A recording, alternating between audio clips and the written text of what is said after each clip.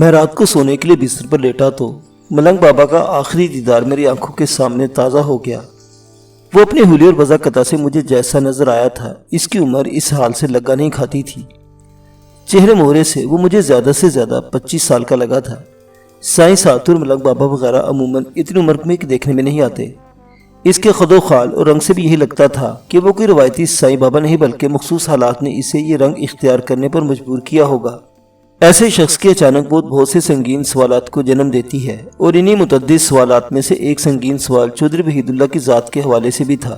اس وقت میرا ذہن متضاد خیالات کی اماج کا بنا ہوا تھا۔ عمر الدین نے چودھرائن اور ملنگ بابا کی جس کرامت کا ذکر کیا تھا، اس سے میرے ذہن میں لاتعداد شکوک و شبہات سر اٹھائے کھڑے ہو گئے تھے۔ چودھری گزشتہ 30 سال سے بے اولاد تھا، اور ملنگ بابا نے چودھرائن پر کرشماتی دم کر کے ایک لازوال خوشی کا سامان پیدا کر دیا تھا، اور ملنگ بابا کے لیے رات کا کھانا نہایت پابندی کے ساتھ حویلی سے جاتا تھا۔ ان حالات و واقعات میں ملنگ بابا کی موت کے حوالے سے سیدھا شک چودھری وحید کی طرف جاتا تھا، لیکن دوسری جانب چودھری کا کردار اس شک کو پلک جھپکتے میں زائل کرتا دکھائی دیتا تھا۔ اگر کسی بھی سطح پر ملنگ بابا کے قتل میں چودھری وحید کا ہاتھ شامل ہوتا تو وہ خاموشی سے اس کی لاش دبانے کو ترجیح دیتا، پولیس انکوائری کے چکر میں پڑنے کی حماقت نہ کرتا۔ حالات اس انداز میں الجھ کر رہ گئے تھے کہ پوسٹ مارٹم کی ابتدائی رپورٹ آنے تک حتمی طور پر کچھ بھی نہیں کہا جا سکتا تھا۔ میں انہی خیالات میں غرق تھا کہ میرے کوارٹر کے دروازے پر دستک ہوئی۔ اس وقت کون آ گیا؟ میں نے زیر لب بڑبڑاتے ہوئے بستر چھوڑ دیا۔ اس وقت رات کے 10 کا عمل ہوگا۔ میں نے اپنے تھانے کے عملے سے بڑے واضح الفاظ میں کہہ رکھا تھا کہ ایمرجنسی کی صورت میں رات کے کسی بھی پہر مجھے جگایا جا سکتا ہے۔ وہ موسم گرما کی ایک حبس زدہ رات تھی، اور میں نے اپنا بستر کوارٹر کے سین میں لگا رکھا تھا۔ میری چھٹی حص چیخ چیخ کر یہ اعلان کر رہی تھی کہ کوئی بڑی گڑبڑ ہو چکی ہے۔ میں نے تیسری دستک مکمل ہونے پر دروازہ کھول دیا۔ میری نگاہ فرید خان کے چہرے سے ٹکرائی۔ فرید خان شبینہ ڈیوٹی والا ایک کانسٹیبل تھا۔ ان لمحات میں وہ خاصا سنجیدہ اور متفکر نظر آ رہا تھا۔ میں نے استفسار کیا، فرید خان خیریت تو ہے؟ تم اس وقت؟ ملک صاحب 2 بندے آپ سے ملنے آئے ہیں، کانسٹیبل نے جواب دیا۔ کون ہے وہ دونوں؟ میں نے ٹھہرے ہوئے لہجے میں پوچھا، اور اس وقت انہیں مجھ سے کیا کام پڑ گیا؟ جناب، ان کا تعلق سرکاری اسپتال سے ہے، فرید خان نے بتایا۔ وہ کوئی اہم خبر لے کر آئے ہیں اور فوری طور پر آپ سے ملنا چاہتے ہیں۔ اہم خبر اور فوری ملاقات کے معاملے نے مجھے چونکنے پر مجبور کر دیا۔ میں نے آج صبح کانسٹیبل عمر الدین کی نگرانی میں ملنگ بابا کی لاش پوسٹ مارٹم کی غرض سے سرکاری اسپتال بھجوائی تھی۔ فطری انداز میں فوری طور پر میرا ذہن ملنگ بابا کے پوسٹ مارٹم کی طرف چلا گیا۔ میرے اندازے کے مطابق لاش اور پوسٹ مارٹم کی ابتدائی رپورٹ کل دوپہر کے بعد ملنے کی توقع کی جا سکتی تھی۔ اس وقت اسپتال سے کسی کے مجھ سے آ کر ملنے کا ایک ہی مطلب تھا، کوئی سنسنی خیز انکشاف۔ ٹھیک ہے، تم انہیں میرے کمرے میں بٹھاؤ، میں نے کانسٹیبل فرید خان سے کہا۔ میں ابھی 5 منٹ میں تیار ہو کر آتا ہوں۔ وہ اچھا جناب کہتے ہوئے واپس چلا گیا۔ میں نے احتیاط کے پیش نظر 3 منٹ کے اندر یونیفارم زیب تن کیا، اور ٹھیک 5 منٹ بعد میں اپنے کمرے میں موجود تھا، اور وہ دونوں میرے روبرو۔ رسمی الاکسلاک کے دوران ہی میں نے ٹرولتی ہوئی نظر سے ان دونوں کے چہروں کا جائزہ لیا۔ وہ اندر باہر سے مجھے گھبرائے ہوئے دکھائی دیے۔ کیا بات ہے؟ اس وقت آپ لوگوں کی آمد کا مقصد کیا ہے؟ میں نے ٹھہرے ہوئے لہجے میں پوچھا۔ ہمیں اسپتال کے ایڈمنسٹریٹر صاحب نے آپ کے پاس بھیجا ہے، ان میں سے ایک نے گہری سنجیدگی سے بتایا۔ آپ کو اسی وقت ہمارے ساتھ اسپتال جانا ہوگا۔ میں نے چونک کر ان کی طرف دیکھا اور پوچھا، آخر معاملہ کیا ہے؟ اس ایمرجنسی کی ضرورت کیوں پیش آ گئی؟ اصل معاملہ تو کسی کو پتہ نہیں تھانے دار صاحب، ان میں سے دوسرے نے کہا۔ تھوڑی دیر پہلے ایڈمنسٹریٹر صاحب اور میڈیکل آفیسر میں خفیہ میٹنگ ہوئی، جس کے نتیجے میں ایڈمنسٹریٹر صاحب نے ہمیں آپ کے پاس بھیجا ہے۔ میرے اندر سر اٹھانے والے تجسس نے پوچھا، کیا یہ معاملہ اس ملنگ بابا کے متعلق ہے جس کی لاش کو آج صبح میں نے پوسٹ مارٹم کے اسپتال بھجوایا تھا؟ آپ کا اندازہ بالکل درست ہے جناب، وہ اس بات میں گردن ہلاتے ہوئے بولا، لیکن اس سلسلے میں تفصیلات کیا ہیں یہ کوئی نہیں جانتا۔ وہ دونوں اتنی بڑی اور پراسرار خبر لے کر آئے تھے کہ میرے تن بدن میں ایک سنسنی سی پھیل گئی۔ میں نے کانسٹیبل فرید خان کو اپنے ساتھ لیا اور اسی وقت اسپتال آنے والوں کے ہمراہ ٹانگے پر سوار ہو کر تھانے سے روانہ ہو گیا۔ ٹھیک آدھے گھنٹے کے بعد میں اسپتال کے ایڈمنسٹریٹر اور میڈیکو لیگل آفیسر کے ایک کمرے میں موجود تھا۔ اس کمرے میں ہم تینوں کے سوا اور کوئی بھی نہیں تھا۔ رسمی الاکسلاک کے بعد ایڈمنسٹریٹر نے مجھ سے کہا، سوری ملک صاحب، آپ نے صبح جس ملنگ کی لاش بھیجی تھی، اس کا پوسٹ مارٹم نہیں ہو سکتا۔ پوسٹ مارٹم نہیں ہو سکتا؟ میں اچھل پڑا، کیا مطلب ہے آپ کا؟ میڈیکو لیگل آفیسر وضاحت کرتے ہوئے بولا، تھانے دار صاحب آپ اچھی طرح جانتے ہیں پوسٹ مارٹم صرف ڈیڈ باڈی کا کیا جاتا ہے۔ تو میری حیرت 2 چند ہو گئی۔ جناب، اس ملنگ بابا کی موت واقعی نہیں ہوئی، ایڈمنسٹریٹر نے کہا۔ اس کے ماہرانہ معائنے سے پتہ چلا کہ وہ زہریلی خوراک کے زیر اثر گہری بے ہوشی میں چلا گیا تھا۔ اس کے جسم کو دیکھ کر بظاہر ایسا ہی لگتا تھا کہ وہ اب اس دنیا میں باقی نہیں رہا، لیکن حقیقت یہ ہے کہ وہ زندہ ہے۔ میں ہکا بکا باری باری ان دونوں کے چہرے دیکھنے لگا۔ میڈیکل لیگل افیسر تفصیلات سے آگاہ کرتے ہوئے بولا، ہمارے پاس جو ڈیڈ باڈیز لائی جاتی ہیں، ان کا پوسٹ مارٹم شروع کرنے سے پہلے ہم چند ایک حساس نوعیت کے ٹیسٹ کرتے ہیں، جس کے نتیجے میں یہ بات یقینی ہو جاتی ہے کہ وہ شخص 101% زندوں میں شمار کیے جانے کے قابل نہیں۔ ایسے ایک ٹیسٹ سے پتہ چلا کہ ملنگ بابا میں زندگی کی رمق باقی ہے۔ یہ ایک حیرت انگیز انکشاف تھا۔ اس انکشاف کے بعد میں نے پوسٹ مارٹم کے عمل کو شروع ہونے سے پہلے ہی رکوا دیا اور متعلقہ عملے کو فوری ہدایت کی کہ ملنگ بابا کو گہری بے ہوشی سے عالم ہوش میں لانے کی سرتوڑ کوشش شروع کر دیں۔ ان کوششوں کا کوئی مثبت نتیجہ برآمد ہوا؟ میڈیکل لیگل افیسر کے خاموش ہوتے ہی میں نے سرسراتی آواز میں سوال کیا۔ وہ اس بات میں گردن ہلاتے ہوئے بولا، جی ہاں، ہم نے ملنگ بابا کے معدے کو زہریلی خوراک سے پاک کر دیا ہے۔ اس زہر نے خون میں شامل ہو کر جو کارنامے دکھائے ہیں، ان کے تاثرات کو زائل کرنے کی پوری کوشش کی جا رہی ہے۔ ملنگ بابا خطرے کے زون سے تو باہر نکل آیا ہے، مگر ابھی حواس میں نہیں آ سکا۔ وہ گہری نیند میں ہے۔ امید ہے کہ کل صبح یا پھر دوپہر تک وہ مکمل ہوش و حواس میں آ جائے گا۔ وہ لمحے بھر کے لیے متوقف ہوا، پھر اضافہ کرتے ہوئے بولا، اس کی بے ہوشی اور گہری نیند میں ان ادویہ کا ہاتھ بھی ہے جو زہر کے تریاق کے طور پر ملنگ بابا کے جسم میں انجیکٹ کی گئی ہیں۔ کیا میں ابھی ملنگ بابا کو دیکھ سکتا ہوں؟ بے ساختہ میرے منہ سے نکلا۔ کیوں نہیں ملک صاحب، ایڈمنسٹریٹر تعاون آمیز لہجے میں بولا۔ ملنگ بابا آپ کا کیس ہے، آپ کو ملاقات سے روکا نہیں جا سکتا۔ ویسے وہ لمحاتی توقف کے بعد اضافہ کرتے ہوئے بولا، کیا آپ کو ملنگ بابا کے زندہ بچ جانے کی خوشی نہیں ہوئی؟ یہ بلا کوئی پوچھنے والی بات ہے جناب، میں نے ٹھہرے ہوئے لہجے میں کہا۔ ملنگ بابا کے زندہ بچ جانے سے تو یہ کیس حل کرنا بہت آسان ہو جائے گا۔ اب تک اس سلسلے میں کوئی پیش رفت ہوئی ہے؟ کوئی خاص نہیں، میں نے گول مول جواب دیا۔ آخر آپ پولیس والے ہیں نا؟ ایڈمنسٹریٹر میری آنکھوں میں دیکھتے ہوئے شکایتی لہجے میں بولا۔ کیا مطلب؟ میں نے الجھن زدہ انداز میں پوچھا۔ مطلب یہ کہ، وہ وضاحت کرتے ہوئے بولا، ہم سے ایک ایک بات کریت کر پوچھ لیں گے، اور جب ہم آپ کی تفتیش سے متعلق کوئی سوال کریں گے تو بڑا ڈپلومیٹک جواب ملتا ہے کہ نہیں؟ ایسی کوئی بات نہیں جناب، میں نے گہری سنجیدگی سے کہا۔ یہ حقیقت ہے کہ ملنگ بابا کی زہر خورانے کے سلسلے میں ابھی تک میں کوئی سراغ یا سرا تلاش نہیں کر سکا۔ آپ بادشاہ ہیں ملک صاحب، جیسی آپ کی مرضی۔ وہ خفقہ آمیز لہجے میں بولا، آئیں میں آپ کو ملنگ بابا کے پاس لے چلتا ہوں۔ میں نے بحث کا کوئی نیا در کھولنے کے بجائے خاموشی اختیار کی اور ان دونوں اصحاب کے ہمراہ اس کمرے میں پہنچ گیا جہاں ملنگ بابا کو انڈر ایمرجنسی ٹریٹمنٹ رکھا گیا تھا۔ وہ اسپتال کے بستر پر چت لیٹا ہوا تھا، اس کی آنکھیں بند اور بدن ساکت تھا۔ ایک بازو کی نس میں گلوکوز کی ڈرپ لگی ہوئی تھی۔ کچھ دوسرے میڈیکل آلات اور نلکیاں بھی اس کے جسم پر نظر آ رہی تھی۔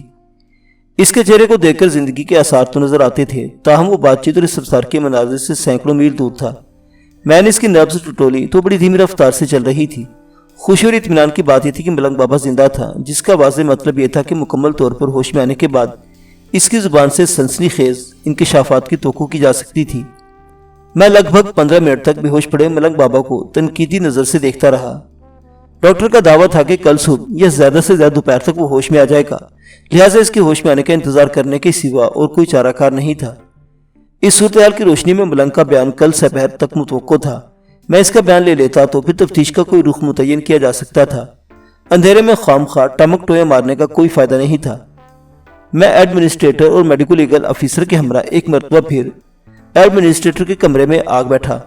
ایڈمنسٹریٹر نے مجھ سے پوچھا، ملک صاحب آپ کیا کہتے ہیں؟ میں نے باری باری ان دونوں کے چہروں کا بغور جائزہ لیا، پھر گمبھیر آواز میں کہا، یہ بڑی خوشی کی بات ہے کہ ملنگ بابا زہر خورانے کے باوجود زندہ سلامت ہے۔ میری آپ سے ایک چھوٹی سی درخواست ہے۔ درخواست نہیں جناب، آپ حکم کریں۔ ایڈمنسٹریٹر بڑی رسان سے بولا، ہم تو ہر وقت قانون سے تعاون کے لیے تیار رہتے ہیں۔ جیسا کہ اس عمل میں کسی شک و شبے کی گنجائش نہیں، ملنگ بابا کو ایک سوچی سمجھی سازش کے تحت موت کے گھاٹ اتارنے کی سنگین کوشش کی گئی تھی۔ یہ تو ملنگ کی خوش قسمتی اور آپ کی کارکردگی ہے کہ وہ زندہ بچ گیا۔ جس کسی نے بھی ملنگ کو زہر دیا ہے وہ اس کا خطرناک دشمن ہے۔ میں صرف یہ چاہتا ہوں کہ کل دوپہر تک، یعنی جب تک ملنگ حلفیہ بیان دینے کے قابل نہیں ہو جاتا، اس کے زندہ بچ جانے کے بارے میں اس کے دشمن کو کوئی خبر نہیں ہونی چاہیے۔ وہ اس خیال سے مطمئن رہے کہ ملنگ کا قصہ پاک ہو چکا ہے۔ اس سے کیا ہوگا؟ ایڈمنسٹریٹر نے سوال کیا۔ اس سے یہ ہوگا کہ قاتل اپنے کارنامے پر خوش اور پرسکون رہے گا۔ میں نے گہری سنجیدگی سے جواب دیا، لیکن اگر وہ یہ جان لیتا ہے کہ ملنگ بابا پر اس کا وار خالی گیا ہے، تو راز کھل جانے کے ڈر سے وہ دوبارہ ملنگ بابا کی جان لینے کی کوشش کر سکتا ہے اور اس مرتبہ اپنی خطرناک کوشش میں کامیابی بھی حاصل کر سکتا ہے۔ اسپتال کے اندر ملنگ بابا کی کڑی نگرانی ہے ملک صاحب، ایڈمنسٹریٹر نے فخر لہجے میں کہا۔ میرے خیال میں اس کا دشمن یہاں تک رسائی حاصل نہیں کر سکتا۔ میں اسپتال کمرے کو چوکس کر دیتا ہوں، آپ اسپتال کی طرف سے تو بالکل بے فکر ہو جائیں۔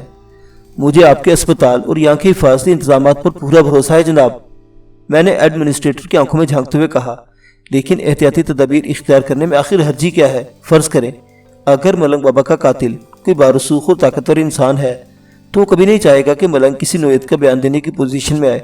وہ ملنگ کو ٹھکانے لگانے کے لیے کوئی خطرناک حربہ بھی آزما سکتا ہے۔ ملک صاحب بالکل ٹھیک کہہ رہے ہیں، میڈیکو لیگل افیسر نے تائیدی انداز میں گردن ہلاتے ہوئے کہا۔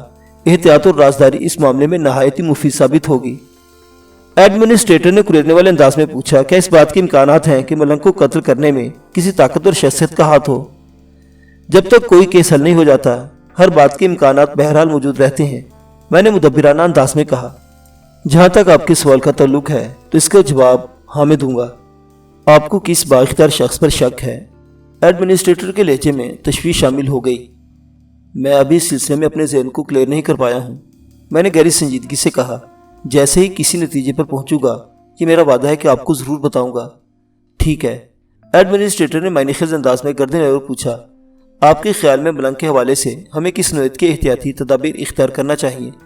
جب میں ان لوگوں کو کسی طاقتور شخصیت کے معاملے میں ملوث ہونے کے بارے میں بتا رہا تھا تو اس وقت میرے ذہن میں صرف اور صرف چودھری وحید اللہ کا نام تھا۔ اگرچہ چودھری نے اپنے کردار اور رویے سے ثابت کر دیا تھا کہ وہ ملنگ بابا کا سچا خیر خواہ ہے، ملنگ کی قتل کی کوشش میں اس کا ہاتھ ہرگز نہیں تھا۔ تاہم تفتیش کا ایک بنیادی اصول یہ ہے کہ کبھی کسی صورتحال سے مطمئن نہ ہو۔ شک کی عادت جلد یا بدیر بہت سارے سربستہ رازوں کو کھول کر رکھ دیتی ہے، لہٰذا میں چودھری کی ذات کو کسی بھی قیمت پر نظر انداز نہیں کر سکتا تھا۔ ایڈمنسٹریٹر کے سوال کے جواب میں نے کہا، اول تو یہ خبر اسپتال کی چاردیواری کے اندر قید رہنا چاہیے کہ ملنگ بابا موت کے جبڑوں سے نکل کر زندگی کی گود میں آ چکا ہے۔ دوم، اس کی بحالی صحت کی کوشش کی طرف سے کسی قسم کی کوتاہی نہیں ہونی چاہیے۔ سوم، اگر کسی بھی طرح ملنگ کے زندہ بچ جانے کی خبر اسپتال سے چلی جاتی ہے اور کوئی شخص اس کو دیکھنے اس کی خیر خیریت معلوم کرنے کے اسپتال کا رخ کرتا ہے تو کسی بھی قیمت پر ایسے شخص کو ملنگ بابا تک نہیں پہنچنے دینا۔ میں نے لمحاتی توقع کیا، پھر اپنی بات مکمل کرتے ہوئے کہا، میں کل کسی وقت چکر لگاؤں گا، امید ہے اس وقت تک ملنگ بابا کو ہوش آ چکا ہوگا، پھر میں اس کا تفصیلی بیان قلم بند کر لوں گا۔ ٹھیک ہے ملک صاحب، ایڈمنسٹریٹر نے گہری سنجیدگی سے کہا، ہم آپ کی ہدایت پر پوری طرح عمل کریں گے، آپ بالکل بے فکر ہو جائیں۔ میں بے فکر ہو کر اٹھا اور باری باری ان سے مصافحہ کر کے اسپتال سے نکل آیا۔ جب میں اور کانسٹیبل فرید خان اسپتال کے گیٹ سے باہر نکل رہے تھے تو اسی وقت گیٹ کے سامنے ایک سجا سجایا تانگا کر رکا۔ تانگے کی اگلی نشست پر میں چودھری وحید اللہ کو دیکھ کر حیران رہ گیا۔ چودھری، اور وہ بھی رات کی 11 بجے اسپتال میں۔ فوری طور پر میرے ذہن میں یہی خیال ہے کہ کہیں چودھری کی طبیعت زیادہ خراب تو نہیں ہوگی۔ میری معلومات کے مطابق وہ دل کا مریض تھا، لیکن اگلے لمحے مجھے اپنے خیال کی تردید کرنا پڑی۔ وہ بیمار نہیں بلکہ اچھا خاصا لگ رہا تھا، اس نے بھی مجھے دیکھ لیا تھا۔ وہ بڑے چاقو چوبند انداز میں تانگے سے اترا اور میری جانب قدم بڑھانے لگا۔ کوچوان کے علاوہ ایک اور باڈی گارڈ ٹائپ ڈشکرا بھی چودھری کے ساتھ آیا تھا، وہ چودھری کی تقلید میں اس کے پیچھے چل رہا تھا۔ روبرو پہنچ کر ہم دونوں نے حیرت بھری نظروں سے ایک دوسرے کو دیکھا، پھر سوال میں نے پہل کی، چودھری صاحب خیریت تو ہے؟ آپ آدھی رات کو اسپتال میں؟ سچی بات تو ہے کہ موجودہ صورتحال میں میرے ذہن میں فوری طور پر یہی شک ابھرا تھا کہ کسی طرح چودھری کو ملنگ بابا کے زندہ بچ جانے کی اطلاع مل گئی ہے اور وہ اس کی خبر لینے دوڑا دوڑا اسپتال پہنچا ہے، لیکن اس کے جواب نے ایک نئی سچویشن پیدا کر دی۔ میں آپ سے ملنے تھانے گیا تھا، وہ ٹھہرے ہوئے لہجے میں بولا۔ وہاں پہنچ کر مجھے پتا چلا کہ اسپتال سے 2 بندے آپ کو کسی ایمرجنسی میں بلانے آئے تھے۔ میرے دل نے گواہی دی کہ ادھر کوئی گڑبڑ ہو گئی ہے، اسپتال میں سب خیریت تو ہے نا؟ اس کے استفسار میں بڑی کریت تھی، میں پوچھے بنا نہ رہ سکا۔ آپ کے خیال میں یہاں اسپتال میں کس قسم کی گڑبڑ ہو سکتی ہے؟ سوال کرنے کے دوران میں مسلسل چودھری کی آنکھوں میں دیکھ رہا تھا۔ وہ لکنت زدہ انداز میں بولا، میرا مطلب ہے آپ اگر اتنی رات کو یہاں آئے ہیں تو کوئی خاص بات ہی ہوگی نا؟ خاص بات اور گڑبڑ میں بہت فرق ہوتا ہے چودھری صاحب، میں نے بدستور اس کی آنکھوں میں گھورتے ہوئے کہا۔ مجھے تو اسپتال کے ایڈمنسٹریٹر صاحب نے ملنگ بابا کے پوسٹ مارٹم کے حوالے سے ایک اہم مشورہ کرنے کے لیے یہاں بلایا تھا۔ کیا ہوا؟ پوسٹ مارٹم کے سلسلے میں کیسا مشورہ کرنا تھا؟ وہ متذبذب نظر سے مجھے دیکھتے ہوئے بولا۔ چودھری صاحب بات دراصل یہ ہے کہ میڈیکو لیگل آفیسر کو پتہ چل گیا ہے کہ ملنگ بابا کے معدے میں جو زہر پہنچا ہے वो किसी मीठे खाने के जरिए दिया गया है। मैंने लम्हे भर के लिए रुककर इसके चेहरे के तासुरात का जायजा लिया और वहां मुझे एक तूफान सा उमड़ता दिखाई दिया जो इसके अंदरूनी जज्बात और हिजान की अक्कासी करता था। अपनी बात मुकम्मल कर तो मैंने इससे पूछ दिया, अब आप फरमाएं कि आधी रात को मुझसे मिलने के लिए थाने क्यों गए थे, जबकि आप दिल के मरीज भी हैं। मैं तवक्को कर रहा था कि इस सिलसिले में कोई लंगड़ी तावील पेश करने की कोशिश करेगा, लेकिन इस वक्त मेरी हैरत की कोई इंतहा न रही जब इसने मेरे सवाल को सुना, अनसुना करते हुए इसरारी अंदाज में कहा, इसका मतलब है रमजू का शक बिल्कुल दुरुस्त है। रमजू का शक? मैं उलझन ज़दा नजर से चौधरी को देखने लगा। नहीं, मैं जिस मकसद से यहाँ आया हूँ वो पूरा हो चुका।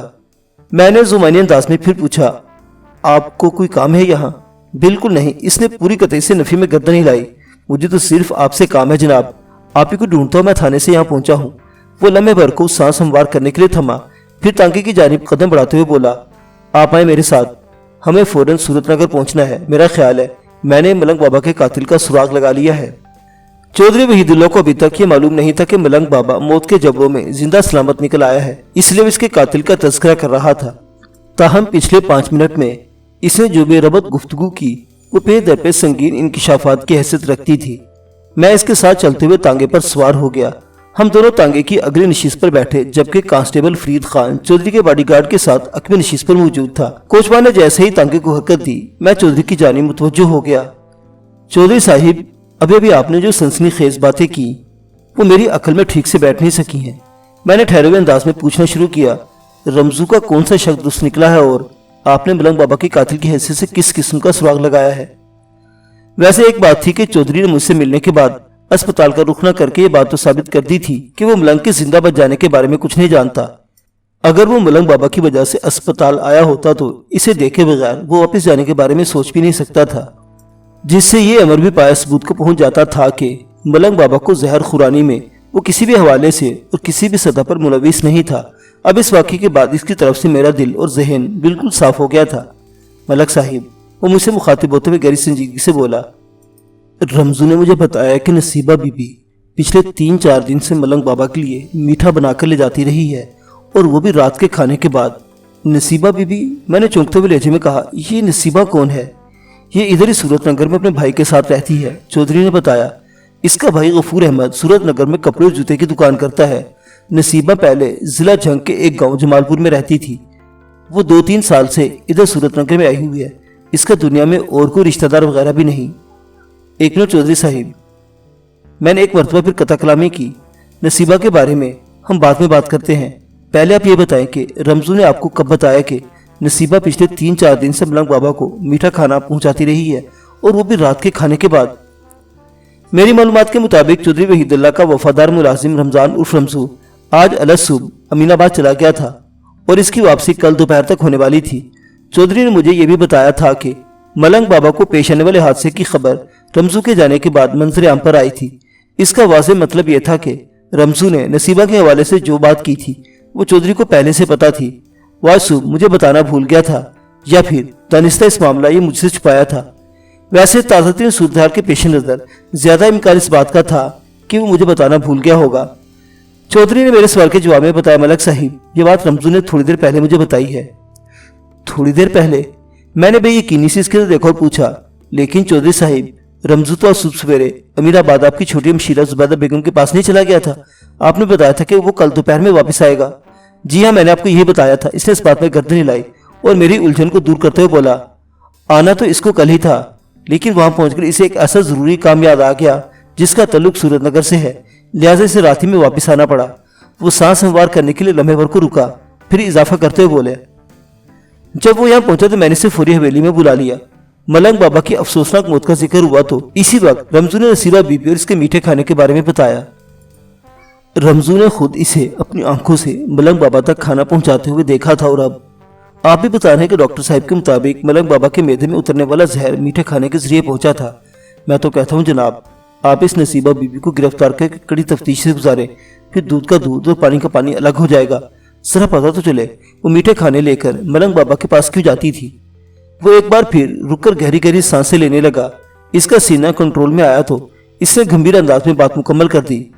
मलक साहिब, मुझे रमजू की जुबानी जैसे इस हकीकत का पता चला, मैं तांगा पकड़कर सीधा आपके पास पहुंच गया। मैंने मलंग बाबा के मामले में اپنی صحت اور بیماری کا بھی خیال نہیں کیا۔ آپ تھانے نہیں ملے تو میں اسپتال تک دوڑا چلا آیا۔ حالانکہ اگر میں چاہتا تو یہ بات آپ کو صبح بھی بتائی جا سکتی تھی، لیکن نہیں جناب۔ اس نے نفی میں گردن ہلائی، پھر اضافہ کرتے ہوئے بولا، میں یہ چاہتا ہوں کہ ملنگ بابا کا قاتل جلد از جلد قانون کی گرفت میں آ جائے اور اس کو کیفر کردار تک پہنچا دیں۔ انشاءاللہ چودھری صاحب، میں نے ٹھہرے ہوئے لہجے میں کہا، آپ کی خواہش بہت جلد پوری ہوگی۔ اور اس کے ساتھ ہی میں نے ڈرامائی انداز اختیار کرتے ہوئے تھوڑا وقفہ دیا، پھر کہا، اس کے ساتھ ہی آپ کے لیے میرے پاس ایک بہت بڑی خوشخبری بھی ہے۔ خوشخبری؟ وہ بے یقینی سے میری طرف دیکھتے بولا، کیسی خوشخبری ملک صاحب؟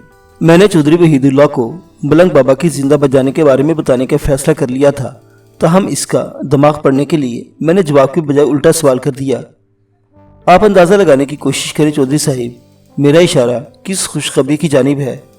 ملک صاحب اس وقت جو حالات ہیں، وہ متعاملانہ انداز میں بولا، ان میں تو میرے لیے سب سے بڑی خوشخبری یہ ہوگی کہ آپ جلد از جلد ملنگ بابا کے قاتل کو گرفتار کر کے قانون کے مطابق عدالت سے اسے قرار واقعی سزا دلوائیں۔ یہ تو کچھ بھی نہیں چودھری صاحب، میں نے سسپینس کو برقرار رکھتے ہوئے کہا، اس سے بھی بڑی خوشخبری؟ اس سے بڑی خوشخبری کیا ہو سکتی ہے جناب؟ وہ حیرت اور بے یقینی کے ملے جلے تاثرات کے ساتھ بولا، میری تو سمجھ میں کچھ نہیں آ رہا، بتا دوں؟ میں نے معنی خیز انداز میں کہا۔ وہ اس بات میں گردن ہلاتے ہوئے بولا، ہاں بتا دیں۔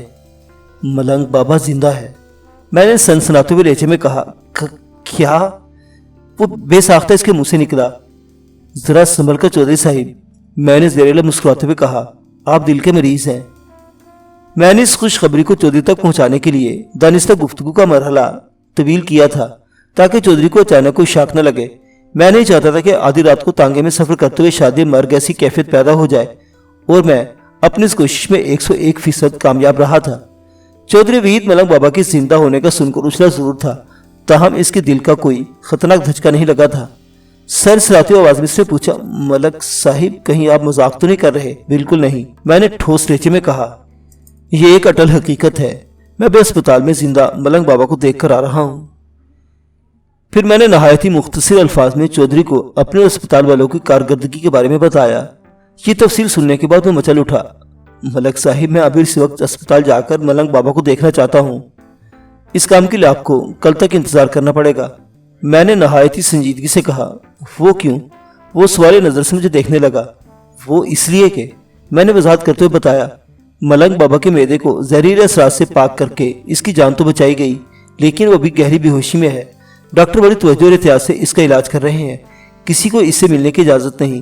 مجھے بھی اس لیے بلایا گیا تھا کہ یہ ایک پولیس کیس ہے۔ آپ کل صبح یا زیادہ سے زیادہ دوپہر تک انتظار کر لیں تو یہ آپ کے ساتھ ساتھ ملنگ بابا کے حق میں بھی بہتر ہوگا۔ میری بات اس کی سمجھ میں آ گئی اور وہ اسپتال جا کر ملنگ بابا کو دیکھنے کی ضد سے باز آ گیا۔ پھر تاروں بھرے آسمان کی طرف دیکھتے ہوئے تشکرانہ انداز میں بولا، اے مالک، تیرا لاکھ لاکھ احسان ہے اور کروڑ کروڑ شکر ہے کہ تو نے میرے ملنگ بابا کو زندہ سلامت رکھا۔ ادھر چودھری کی بات ختم ہوئی، ادھر آسمان نے رونا شروع کر دیا۔ یہ بھادو کا مخصوص انداز ہے کہ وہ دھوپ بھرے دن اور تاروں سے سجی رات کو بھی خاطر میں نہیں لاتا۔